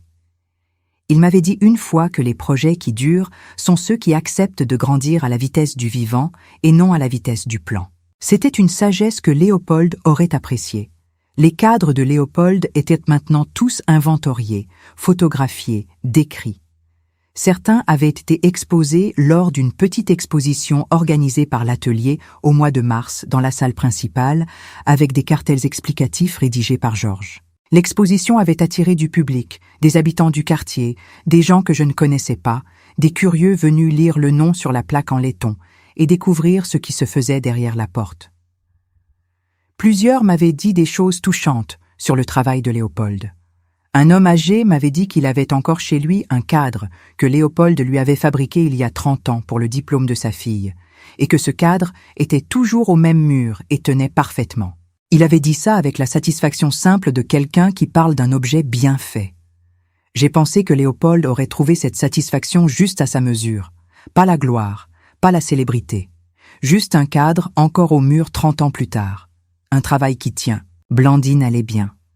Elle avait repris toutes ses activités et ajouté une promenade supplémentaire par semaine après l'alerte de santé de l'année précédente. Elle m'avait dit avec son rire habituel que son médecin lui avait dit que les gens qui ont des amis pour parler vivent plus longtemps que ceux qui n'en ont pas et qu'elle comptait donc sur moi pour continuer à être disponible au café du mardi. J'avais dit que je ferais mon possible. C'est au cours de l'une de ces conversations de mardi que Blandine m'a dit quelque chose qui m'a occupée pendant des semaines. Elle m'a dit « Tu sais ce que je pense ? Je pense que ce que tu as fait avec cette maison, pas juste la décision légale, mais toute la façon dont tu as tenu bon et traversé les conséquences et reconstruit les liens, je pense que c'est ce que Léopold faisait avec ses cadres. Il prenait quelque chose de précieux, il lui donnait une frontière claire et il s'assurait que cette frontière soit solide. C'est ce que tu as fait. Tu as encadré ce qui comptait. J'avais été silencieuse un long moment après ça, parce que c'était juste, et parce que c'était la formulation que je n'avais pas trouvée moi-même pour dire pourquoi j'avais fait ce que j'avais fait. J'avais encadré ce qui comptait. Si vous avez quelqu'un dans votre vie qui vous aide à trouver les mots pour comprendre ce que vous faites et pourquoi vous le faites, tenez-le. Ces personnes-là sont rares. Elles ne vous donnent pas les réponses. Elles vous aident à entendre les vôtres. Dites-moi dans les commentaires si vous avez quelqu'un comme Blandine dans votre vie. Et si vous ne l'avez pas, dites-le aussi. Parce que parfois savoir que d'autres portent la même solitude aide à la porter différemment. Laissez un j'aime. Abonnez-vous. Partagez cet épisode avec quelqu'un qui a besoin d'entendre qu'une bonne amie est l'un des biens les plus précieux qu'une vie puisse accumuler. Aujourd'hui, alors que je vous raconte tout cela, je suis assise dans ma cuisine, sur le tabouret près du fourgon. Le téléphone à fil de 1987 est à sa place. Les clés de Léopold sont dans ma poche. Par la fresta de la porte, je vois la salle à manger avec la table de chêne, les bougeoirs en laiton vides pour l'instant, et la toala de coton pliée proprement sur la console. Dans quelques heures, Félix va ouvrir l'atelier pour la session de l'après-midi. J'entendrai les pas des participants dans le couloir, le bruit des outils, les voix. Noémie doit appeler ce soir. Et demain matin, Blandine vient prendre le café. Ma vie est petite dans ses dimensions quotidiennes. Une maison, une cuisine, un jardin avec des roses, des amis qui viennent et repartent, une fille avec qui je reconstruis lentement et honnêtement. Mais cette petite vie est pleine d'une façon que je n'aurais peut-être pas su reconnaître si je ne l'avais pas presque perdue. Parce que c'est ce que l'on risque quand on laisse les autres décider de ce que l'on vaut, de l'espace que l'on mérite, de la table à laquelle on a le droit de s'asseoir. On risque de finir par croire que la cuisine est à sa place, que le silence est de la dignité, que l'effacement est de la discrétion. Ce n'est pas vrai. Ce n'a jamais été vrai. La dignité, c'est de savoir ce que l'on est et de l'affirmer doucement mais fermement, sans violence, sans revanche, mais sans renoncement non plus. La dignité, c'est de mettre son nom sur ce que l'on a construit et de ne pas le laisser être effacé au profit d'un récit plus commode pour les autres. La dignité, c'est de manger à sa propre table. Je vous dis cela non pas comme un triomphe. Je vous le dis comme une conviction que j'ai dûment payée, qui m'a coûté des nuits sans sommeil, des mois de silence, la peur d'avoir brisé quelque chose d'irréparable, et que je ne regretterai pas même si je pouvais recommencer. Parce que ce que j'ai protégé, ce n'est pas seulement une maison, ce n'est pas seulement un nom sur une plaque en laiton. C'est la possibilité que les gens qui viendront après moi dans ces murs sachent qu'ici, il y avait quelqu'un qui aimait son travail, qui aimait sa femme, qui aimait sa maison, et qui méritait qu'on se souvienne de lui autrement que comme un patrimoine à valoriser. Ce quelqu'un s'appelait Léopold André Fournier. Il fabriquait des cadres. Il donnait des frontières à ce qui comptait. Et moi, Anselmine Fournier, née Beaumont, j'ai appris de lui que les frontières ne sont pas des murs. Elles sont des protections. Elles disent « ceci existe, ceci a de la valeur, ceci ne sera pas absorbé par autre chose sans consentement et sans mémoire. » Les frontières ne sont pas des refus, elles sont des affirmations. Voilà ce que je voulais vous dire du fond de cette cuisine, depuis ce tabouret près du fourgon, avec le téléphone à fil et les clés dans ma poche. Je veux terminer en vous remerciant. Vraiment. Si vous avez traversé toute cette histoire avec moi, depuis la nuit de Noël jusqu'à aujourd'hui, vous avez donné à cette vieille femme quelque chose de précieux. Vous l'avez écoutée. Vous avez été là pendant les parties difficiles, pendant les silences, pendant les reconstructions lentes. Et cela compte d'une façon que je ne saurais pas bien mesurer, mais que je ressens profondément. Si cette histoire vous a touché, si elle vous a rappelé quelque chose de votre propre vie, si elle vous a donné une idée, une pensée, un courage que vous n'aviez pas tout à fait avant, laissez-moi un commentaire avec le mot « cuisine », ce seul mot. Parce que ceux qui ont vraiment écouté jusqu'au bout comprendront pourquoi ce mot a changé de sens entre le début et la fin. Ce n'est plus le lieu où on m'a envoyé manger seul. C'est le lieu où j'ai pris ma décision. C'est le lieu d'où tout a commencé. Et c'est le lieu depuis lequel je vous parle maintenant, avec les roses qui fleurissent dans le jardin et le nom de Léopold au-dessus de la porte. Laissez un j'aime si cette histoire vous a accompagné. Abonnez-vous si vous ne l'avez pas encore fait, parce que chaque jour ici, il y a une nouvelle histoire, et certaines d'entre elles vous attendent depuis longtemps. Partagez cet épisode avec quelqu'un qui mange peut-être seul quelque part et qui a besoin d'entendre qu'il mérite une place à la table. Et dites-moi d'où vous regardez ce soir. Quelle ville, quelle heure, quel endroit de votre maison. Je lis chacun de vos commentaires. Et savoir que vous êtes là, quelque part dans le monde avec vos propres histoires et vos propres cuisines et vos propres noms sur vos propres portes, cela m'aide à continuer à parler. Du cœur de cette vieille femme de la rue Grande, du fond de cette cuisine où j'ai appris la différence entre le silence et la dignité, merci d'avoir été là. Prenez soin les uns des autres, là-bas. Et n'oubliez jamais ceci. Certaines mères peuvent être poussées loin de la table, mais elles restent toujours le nom qui tient le toit entier.